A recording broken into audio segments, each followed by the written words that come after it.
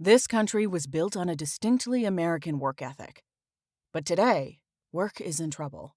We've outsourced most of our manufacturing to other countries. And with that, we sent away good jobs and diminished our capability to make things. American Giant is a clothing company that's pushing back against this tide. They make a variety of high-quality clothing and activewear, like sweatshirts, jeans, dresses, jackets, and so much more. All made right here in the USA, from growing the cotton to adding the final touches. So when you buy American Giant, you create jobs for seamsters, cutters, and factory workers in towns and cities across the United States. And it's about more than an income. Jobs bring pride, purpose.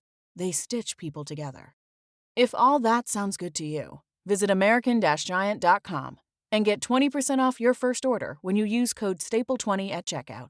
That's 20% off your first order at American-Giant.com with promo code STAPLE20. Empire.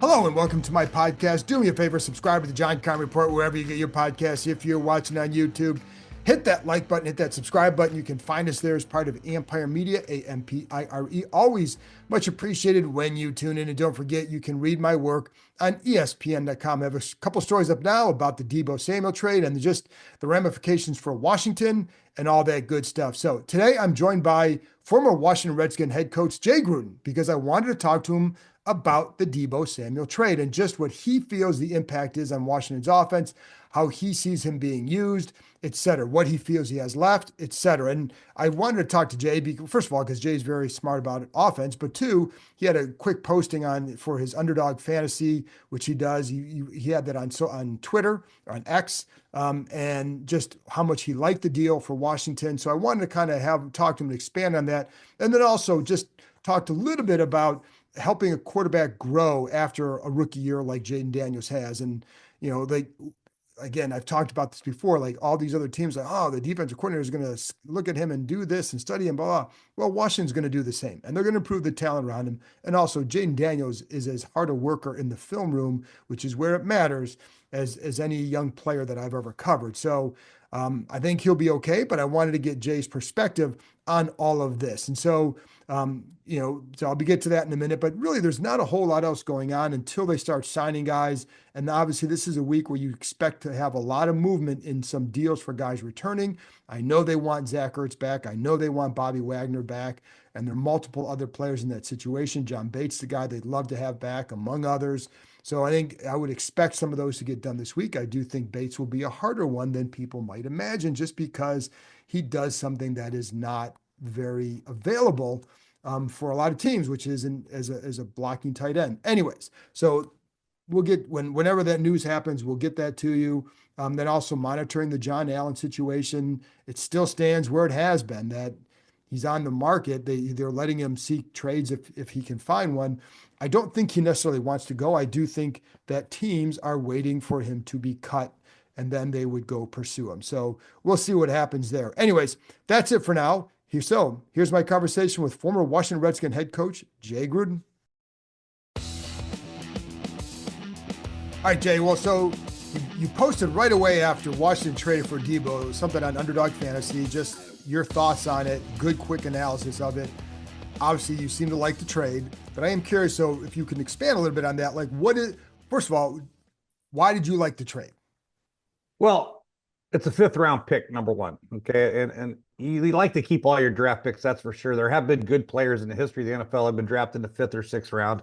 I get that. But to get a guy like Deebo Samuel for a 5th round pick who brings a type of mentality of physicality to your football team, I think and production is a no-brainer. I know he's had some injuries, might have a little weight issues, supposedly people say. His production's gone down from time to time because of his injuries, but I think the upside with Deebo, what he can bring to the football team, I said he doesn't need to be a 80 catch guy for 1,500 yards and have 40 or 50 carries and all that stuff like he did in 2021.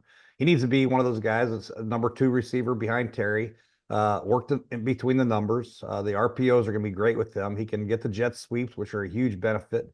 A guy that can run with the ball after the catch, as dynamic as he is with the ball in his hands, physical. line him up at running back. A lot of things you can do with this guy, and I just think, and not to mention, he's one of the best blockers in football. So all the perimeter screens that Cliff Kingsbury likes to do, have him out there leading for Terry McLaurin or leading for Brian Robinson or Austin Eckler, whoever the heck the running back is or other receiver is. I think it's a perfect marriage for the two. So, and you talk about this, like the weight issue, and then there was also the sideline shot of him kind of getting in one of his teammates' faces during game. How do you weigh all that? Like, because there's 5, 6 years of other context to place with that, but how do you look at that? And when you get a guy like that, how, as a coach, how do you approach that? Yeah, I remember interviewing Deebo. He's a tough kid, man. His name is Deebo for a reason, and he's a great competitor. And sometimes he gets his competitive juices a little too high. They get a little too warm. He needs to cool them down a little bit. But there's nothing wrong with having a great competitor on your team. And I think, actually they went out and signed Marshawn Lattimore. Is very similar. Right. He's got that hot head mentality, which you don't have too many of those guys, but not having any of them is a problem as well. You want these dogs on your football team, and Deebo brings that mentality to the room. And Terry McLaurin he's a quiet assassin too. It's not Yeah. like he's a pussycat now. Terry Hey, McLaurin's a tough son of a gun as well. So having those two guys in a room together will be fun to watch. well, it's funny because I was talking about that with someone else about Terry. Terry's highly, highly competitive, and you see that intensity. He just does it in a different way. But when you have a couple guys out there like that who can do what they do, what does that add for an offense just from an energy standpoint? It adds a lot. And Terry's a tough kid too when it comes to blocking and stuff. Right. And the 49ers, part of the success they had with McCaffrey in the years they had all those yards, they had Deebo, Ayuk, Brandon Jennings, Juwan Jennings. I mean, these were three outstanding physical guys that could block on the perimeter for the running game, for the perimeter screen game. It makes it easy for quarterbacks like Brock Purdy, for Jaden Daniels to go back and throw a couple 1 yard flat routes with guys blocking in front of them, get 15, 20 yards on 3rd and 5 or 3rd and 8. It makes the game a little bit easier. Still going to be difficult, but having those guys that can do a lot of different things just helps out, and it makes it a lot easier for the quarterback. How much did you were able to watch him last year? Deebo, Yeah. he was in and out of the lineup a lot, and I know frustrations took place a little bit, and they didn't have McCaffrey, and Ayuk got hurt. He didn't have the type of year that obviously he wanted. But I don't think Deebo is a true like number one guy. I think Right. Deebo Samuel's more of a wild card chess piece guy where you move him in the backfield, you put him in a slot, you put him in motion, jet sweeps. Obviously the perimeter screens for him, the unders, the slants. This guy still has a role in pro football, and it's a very expanded role, and it's a very important role. And when you don't have a guy like this, it makes it more difficult. When you throw Deebo Samuels in as opposed to nothing against OZ or Jameson Crowder or anything like that. It's a little bit different. This is a physical, different mentality that you're going to add to your football team. And hopefully they get maybe somebody else back that can, pair up with the two of those guys, De'Ami Brown or whoever it might be, to throw 3 receivers out there, 4 receivers. But I don't see anything wrong with the game. I think health is the biggest concern for him moving forward. And, if he gets good in the weight program, which I know he will, he's a competitive guy. He'll get back into shape. He has a lot to prove. He's got 1 year left on his contract. There's a lot of money out there for Deebo Samuel to make. Right. If he can do what he's supposed to do, what he will do, what he should do. And you brought up the RPOs and the quick game and all that. Why is he so effective in those situations?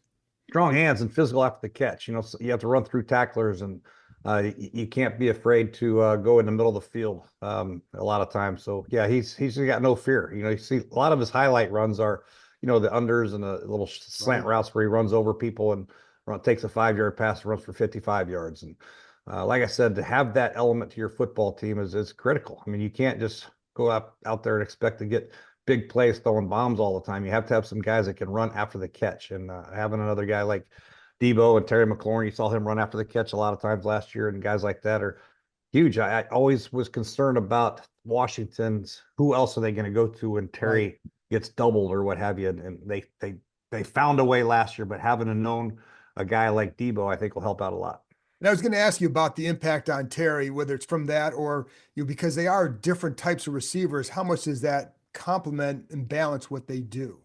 Oh, it complements a lot because he can do it's not just like he's an RPO or a jet sweep guy. He can run the routes too. He can run the high crosses and the deep overs and the daggers and the ends and the curls and all that stuff. He's not relegated to being a little chess piece move guy. He can do just about anything. The play action game with the 3-level throws, he can do all that stuff. So you figure if Terry McLaurin gets the double, they want to play quarter, half, and you want to attack the safeties. Deebo's a guy that can do that still too. So, Health, obviously, weight. I Right. mean, production has decreased a little bit. There are some negatives, obviously, but I just think the positives and what he can bring to the football team. Like I said, I don't think Khalif Kingsbury and Dan Quinn expect this guy, and Adam Peters expects him to come in and catch 90 balls for 1,600 yards. You know what I mean? I think he's got a role that's going to be well defined, and I think he's going to be perfect for it. I think if he were still at the 90 catch 1,600 yards, he's not on the market. Yeah. You know what I Well, mean? you So, never know. Nobody really well, knows because he got well, traded for a that's fifth, So right. yeah, I don't know how much they were shopping him around. Obviously, maybe they were, and maybe Washington was only a taker. People have concerns about his health, I think, and they're not willing to pay that type of price for a guy who's been oft injured. There's a lot to be said about that as well. But I think taking a chance with a fifth round pick, I think is a good move for Washington. And how important, because obviously Adam Peters knows him very well. Anthony Lynn knows him very well. Is your experience as a coach, if you're Dan Quinn and you only know of him, you know some, but having guys who know him, how important would that be for you? Well, that's huge because he has had some squabbles with the coaching staff and the front office about wanting to get traded. I want to get out of here. He's yelled at the kicker. We've seen all that. For Adam Peters to stick up for him, he's been there with them. He obviously knows what type of competitor he is, and he wouldn't reach his neck out and try to get him on the football team if he's going to be a Right. problem for Dan Quinn. Right. So Dan Quinn's kind of holding the cards right now. So I think Adam's going to try to make his job a lot easier. Adding a guy like Deebo Samuel, I think it's a great move. Obviously, Adam knowing him, I think is really what I think sets the trade in Washington's favor. Just because his knowledge of Deebo's background and what type of guy he is, bringing him to the football team to fit in with the culture that Dan's trying to bring, I think speaks volumes. Then for you have Deebo, you have Terry now. What else would you want at receiver for them? What kind of style? Well, I think you can you can do a lot of different things. I'd like to get another guy that can really run. I think maybe on the outside, a guy, 6'1", 200-pound guy that can just run, vertical threat type guy. So there's a lot of guys that they can get, but I think the most important thing for them to address now is fix the offensive line and make sure they know what they're doing at tight end. Is it going to be Zach Ertz? Is it, Sanat's there, but they really have to address a tight end situation. I'd like to get another piece at the running back position, somebody with a little bit more juice that can really strike fear into these defenses. Just another juice guy, I think, would be very beneficial. But as far as receivers concerned, I think there's a lot on the team, free agents that they had last year, they could help them out. And then obviously in the draft, you can get somebody in the 4th and 6th and 7th round that I think can help out as well.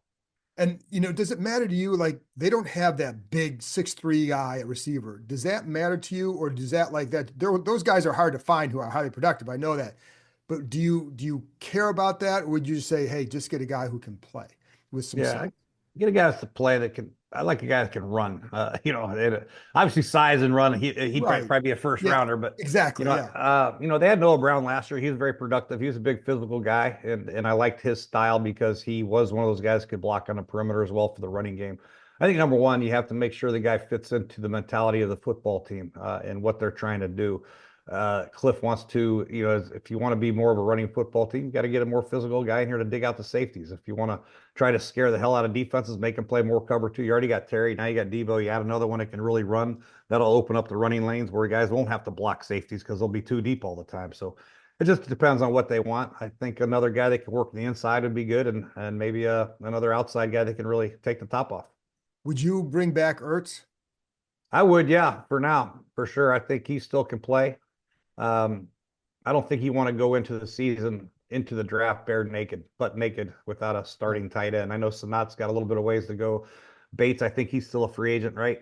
Yeah. So they have to address that. They have to make sure they have that covered at least in case the guy they want in the draft isn't there. Because in the first round, you're looking at 2 tight ends, I think, that are probably going to go in the first. After that, I think you'll be reaching for a starter of the caliber of Zach Ertz, experience and understanding of the offense. I would love to see Zach Ertz come back and then maybe draft one in the 3rd or 4th round that can develop with Sanat and just keep trying to build that position, because that's one of the hardest positions to find in pro football, especially to draft in later rounds. Right. And then Brandon Coleman is left tackle. There's still going to be talk about that. And if they sign one, they could always push him inside. If they don't, they could get someone else. How did you, when you were able to watch him, what did you think of him at left tackle? I was impressed what he did as a rookie. He's thrust into the lineup, and I think he did some good things. Moving forward, is he the future left tackle for many, many years. That's something that Adam and Cliff and Coach Quinn have to decide. There are a couple free agents out there that could really help. Ronnie Stanley, obviously, he would solidify the left tackle spot for a while. He's a great player. If you get somebody like that, obviously, I would consider moving him inside. If not, you go into the draft and see who's out there. Maybe you upgrade the interior part of it. You got Cosme. He's coming off an injury, right? And if you can get another left tackle, move Brandon inside the left guard. Grady didn't do a terrible job, and like he wasn't terrible. So Right. if you go status quo right now, obviously it's not the end of the world because they played pretty good at times. That whole offensive line unit did, but I would like to upgrade somewhere, preferably on the interior, or get a dynamic left tackle like a proven left tackle and move Coleman possibly inside. Right. And I also agree with you with running back. And I think that's where they'll look at one in the draft. With Jaden, there's going to be a lot of talk this year, of course, about coordinators are going to study him and you're going to, you saw what happened with CJ Stroud last year. I don't think it's as simple as to say it's a sophomore slump, but as a coach on the offensive side, what would you be doing now to offset what defensive coordinators might be doing as far as planning to attack Jaden next year? Well, you have to keep getting better around him. Number one, you can't just think you're going to go status quo and you never stay the same, John. You either get better or worse. And that's not just for Jaden, that's for the whole team around him. Offensive line, we just talked about possibly upgrading that. Tight end, Zach Ertz, we got to possibly upgrade that. We got like to get another back in here that can really do something on the perimeter between whatever it might be to help B-Rob out if B-Rob's not the answer. Eckler's getting a little bit older. We mentioned Deebo Samuel already. And then Jaden's development will continue to get better. I think he's going to work hard with Cliff and continue to build off what he did very well, which is a lot. I mean, there's a lot of things that he did well, whether it's running the football or throwing the football, quick game, drop back, RPOs, zone reads. There's really nothing that he didn't do well. So I think you just continue to expand on what he did well and then try to add a few things from a personnel standpoint, from a formation standpoint, motion standpoint, all that.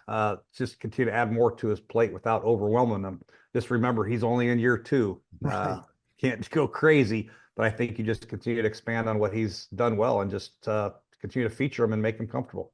In general, when you see a young guy like that who had this kind of, it's an unusually good year, but what's the biggest jump typically for first to second year for a quarterback? I think that's the most important year. They're all important, but to see the progression from year 1 to year 2 to year 3, when they see the speed of the game and how they handle it and how they handle the adjustments of the defensive coordinators and what people are trying to do against them.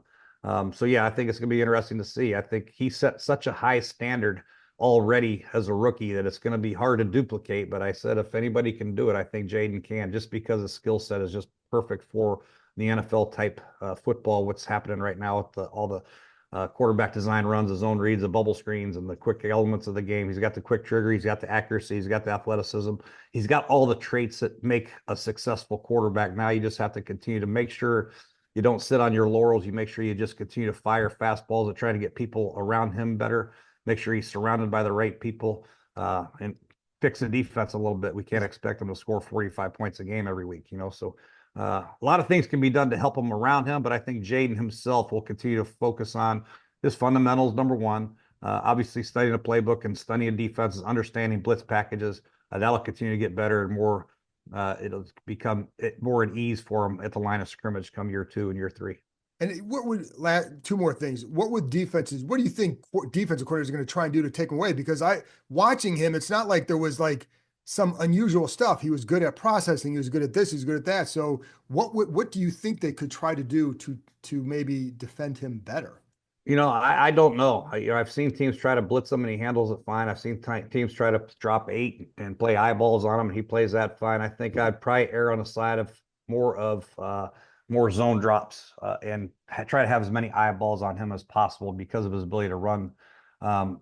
Until the running game really strikes fear in me, I'm not going to worry about the run game so much. I'd play more quarters, cover 2, quarter, half, whatever it might be. Try to disguise coverages, cover 3, different types of cover 3s.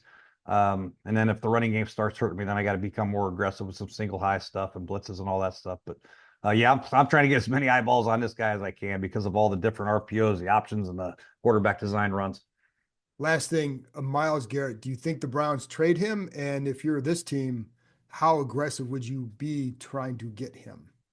I would be very aggressive, really. Obviously the price might be a little bit too high for what they're willing to give, but if you look around the league, the true pass rushing monsters are few and far between, right? I mean, you got Myles Garrett, you probably got TJ Watt, Abdul Carter coming out. He'll probably be one of them, but there aren't many of them that really you're saying, holy shit, we got to chip this guy. We got to play. Micah Parsons might be one. There's not many of them. So if you have a chance to get a premier pass rusher like that, to add to the inside of your defense would be pretty beneficial. And it's something that would be hard to pass up, in my opinion, just because if you look at the draft after Abdul Carter, there's a couple athletic guys that aren't very productive, but they're big, got the size. Other free agents, you got Khalil Mack, who's a little bit older. Just not a lot of guys out there that can really impact the football game like a Myles Garrett can. So it'd be something to consider for sure. And then tell people where they can get you, because you're doing a lot of stuff for Underdog. You can be doing a lot of stuff for the draft, I assume, again this year. Yeah, I'll be doing stuff. We're on a YouTube channel called Clean Pocket. So yeah, log on there, hit like and subscribe, and we'll come up me, Colt McCoy, Justin Pugh, and AQ Shipley. Awesome. Good stuff, Jay. Thanks a lot. All right. As always. Thanks, John. You got it. That's it for this episode. Thanks to Jay for joining me, and thank you, as always, for tuning in. I'll be back on Thursday with another episode, barring any sort of big news happening before then. I'll talk to you next time.